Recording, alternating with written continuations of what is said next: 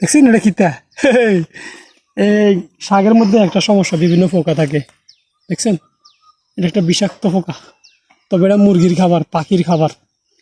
মুরগিকে এবং পাখিকে এই পোকা খেলে ওই মুরগির মাংসের স্বাদ অনেক বেড়ে যায়, ডিমের স্বাদ বেড়ে যায়। কেন কি পোকা এটার নাম জানি না। আলাদা লাউ শাক খাইতে মনে হয়েছে, তো আমরা 3 জন আসছি লাউ শাক তোলার জন্য।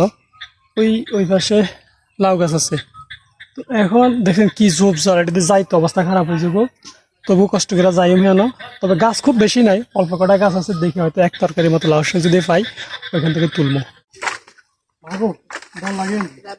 যদি এনে লাভ দিলে হরি যাই না, ভাবছিলাম এখান থেকে দেখতে আমি যে অবস্থা দেখতে আছি আছে না ক্লোজ দিয়া। এটা দেখছেন নি বাঁশ, এই যে এটা হচ্ছে শুকনা বাঁশ, পাড়া দিলে ভাঙি যাবো কি এই অবস্থা খারাপ। আর মা গো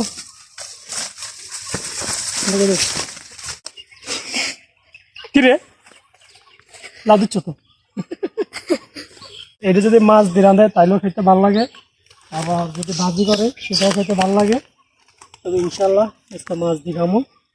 কি মাছ? সকালে ফাঙ্গাস মাছ লেখি, ফাঙ্গাস মাছ দিয়ে চিনিস। হ্যাঁ, এরকম সবুজ শাক সবজি আপনার গ্রামে টাটকা একদম, মানে ক্ষেত থেকে তুলা খাওয়ার মজা দুঃখ মিশ, কোনো কেমিক্যাল নেই, মেডিসিন নেই, কিচ্ছু নেই। আর আমরা বাজার থেকে কিনে খাইবেন এটা পুরোটাই একদম মেডিসিন যুক্ত খাবার, স্বাস্থ্যের জন্য খুবই ক্ষতিকারক। কিন্তু এটার মধ্যে কোনো কেমিক্যাল নেই, কিচ্ছু নেই, এটা একদম ফ্রেশ। এই গ্রামে আসলে এই জিনিসগুলি অনেক মজাদায়ক।